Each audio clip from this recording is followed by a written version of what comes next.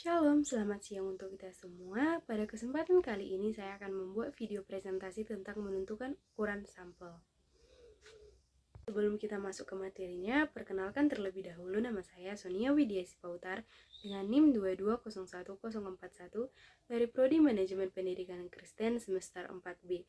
Video kali ini yaitu menentukan ukuran sampel dari mata kuliah metode penelitian yang diampu oleh Ibu Ruslan Juliana Pardosi MSI. Sampel adalah bagian atau pecahan dari keseluruhan atau bagian dari seluruh himpunan yang dipilih oleh peneliti untuk berpartisipasi dalam penelitian. Di dalam penelitian, sampel dapat ditentukan dengan berbagai teknik ataupun berbagai cara, seperti yang saya ambil saat ini dengan menggunakan rumus Lovin. Rumus Lovin digunakan untuk menentukan ukuran sampel minimal atau N jika diketahui ukuran populasi N pada taraf signifikansi sigma adalah N sama dengan N per 1 ditambah N sigma kuadrat.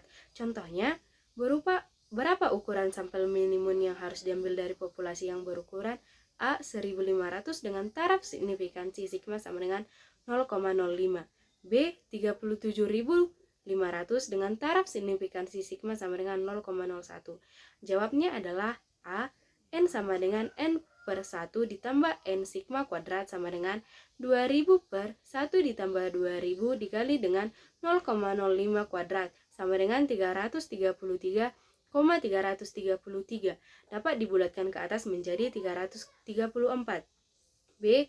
N sama dengan N per 1 ditambah N sigma kuadrat sama dengan 37.500 per 1 ditambah 37.500 dikali 0,01 kuadrat sama dengan 7.894,736 dapat dibulatkan ke atas menjadi 7.895.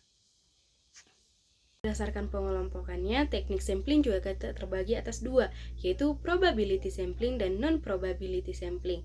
Di dalam probability sampling, saya ambil contohnya yaitu disproportionate stratified random sampling.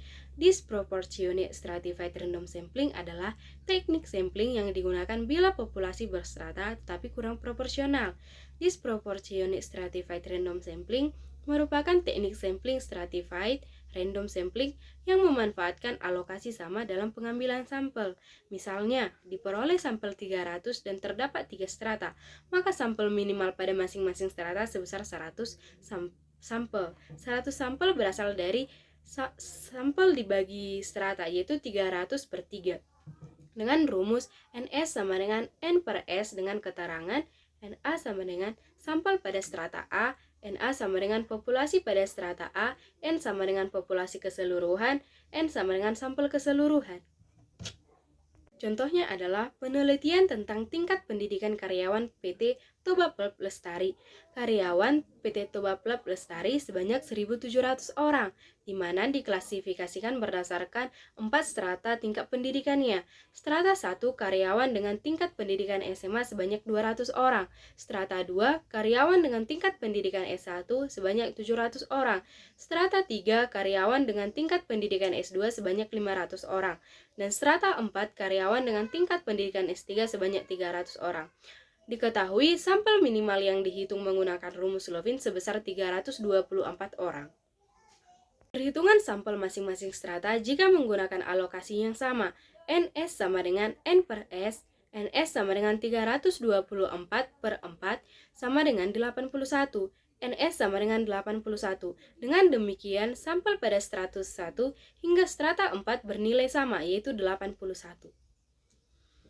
Ini adalah non-probability sampling, di mana saya mengambil contoh yaitu snowball sampling. Snowball sampling adalah yang biasa disebut sebagai network sampling, adalah teknik penentuan sampel yang mula-mula jumlahnya kecil, kemudian membesar. Ibaratnya bola salju yang selalu kita gelindingkan lama-lama akan membesar. Begitu juga dengan dalam penentuan sampel. Pertama-tama, pilih 1 atau 2 orang. Tetapi karena dengan 2 orang ini belum merasa lengkap terhadap data yang diberikan, maka peneliti mencari orang lain yang dipandang lebih tahu dan dapat melengkapi data yang diberikan oleh 2 orang sebelumnya. Begitu seterusnya sehingga jumlah sampel semakin banyak. Pada penelitian kualitatif, banyak menggunakan sampel purposive dan snowball. Misalnya, akan meneliti siapa provokator kerusuhan, maka akan cocok menggunakan purposive dan snowball sampling. Demikian presentasi cara menentukan ukuran sampel yang dapat saya sampaikan. Saya meminta maaf jika ada kesalahan dalam penulisan maupun dalam perkataan. Atas perhatiannya, saya ucapkan terima kasih. Shalom.